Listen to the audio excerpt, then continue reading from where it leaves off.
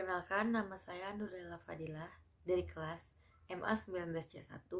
Di sini saya akan menjelaskan secara singkat tentang ruang lingkup manajemen sumber daya manusia. Pertama, saya akan menjelaskan tentang manajemen sumber daya manusia.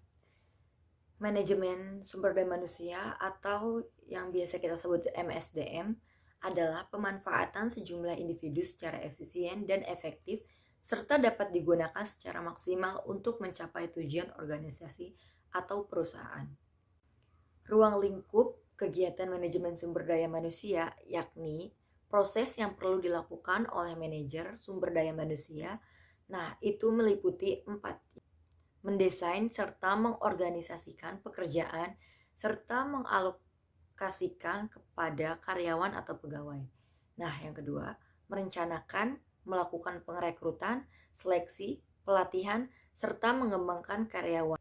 Yang ketiga, menciptakan lingkungan kerja yang harmonis yang dapat memberikan kenyamanan untuk karyawan atau pegawai sehingga menimbulkan kepuasan untuk karyawan dan dapat meningkatkan produktivitasnya. Dan yang terakhir, keempat, mempertahankan serta menjamin efektivitas serta etos kerja yang tinggi dalam jangka waktu yang lama bagi para karyawannya. Seseorang yang berjalan tanpa arah dan tujuan dapat membuatnya tersesat. Hal ini juga sama seperti perusahaan. Tanpa ada tujuan yang jelas, perusahaan tidak akan memiliki target yang ingin dicapai dan untuk apa perusahaan tersebut dijalankan. Nah, penerapan sumber daya manusia ini dapat membantu perusahaan dan menentukan tujuan dan mengukur pencapaian tujuan. Ada 2 ahli yang menjelaskan tentang tujuan manajemen sumber daya manusia. Yang pertama menurut Sunarto. Menurutnya, pertama merekrut dan mempertahankan sumber daya manusia yang terampil, bermotivasi tinggi, serta dapat dipercaya untuk menjalankan tugas organisasi. Nah, selanjutnya melakukan peningkatan serta perbaikan terhadap kualitas sumber daya dalam organisasi melalui kemampuan, kontribusi, dan kecakapan sumber daya manusia. Tujuan dari MSDM selanjutnya adalah tujuan organisasional. Organisasional yang dimaksudkan adalah sasaran formal yang dibuat dan disusun dengan baik yang memiliki tingkat efektivitas yang tinggi. Tujuan selanjutnya yang dikemukakan oleh Sedarmayanti adalah tujuan fungsional atau yang biasa disebut fungsional objek. Yang kedua ada evaluasi.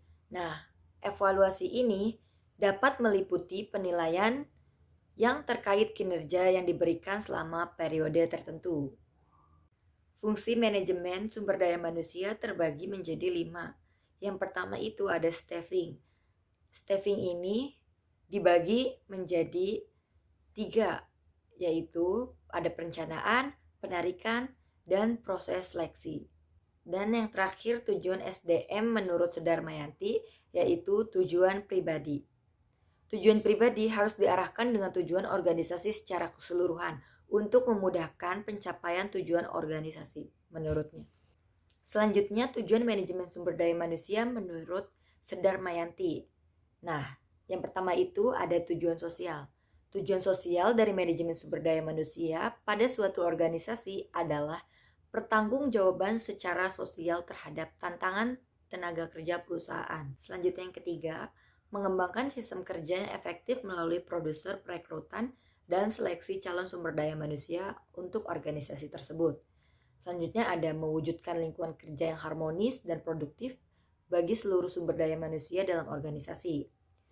Selanjutnya ada menyeimbangkan keperluan sumber daya manusia yang dimiliki organisasi. Yang ketujuh ada pengintegrasian.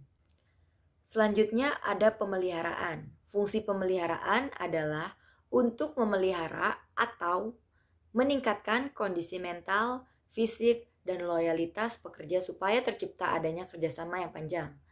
Dan yang terakhir ada pemberhentian. Ruang lingkup manajemen atau MSDM dimulai dari penilaian kebutuhan tenaga kerja organisasi sampai pada pengelola SDM secara keseluruhan dalam organisasi. MSDM juga bertanggung jawab untuk merancang dan mengimplementasikan berbagai kebijakan, produser, dan program secara efektif sampai pada terciptanya efisiensi. Sekian penjelasan yang bisa saya sampaikan. Kurang lebihnya mohon dimaafkan. Terima kasih. Pengintegrasian merupakan aktivitas untuk menyatukan antara kepentingan perusahaan dengan kebutuhan para karyawannya. Yang kelima, ada relasi.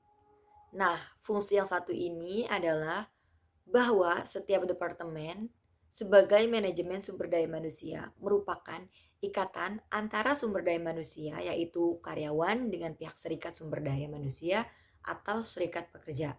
Yang keenam, ada menciptakan kondisi aman dan sehat di lingkungan kerja. Yang keempat, ada pelatih dan penasehat.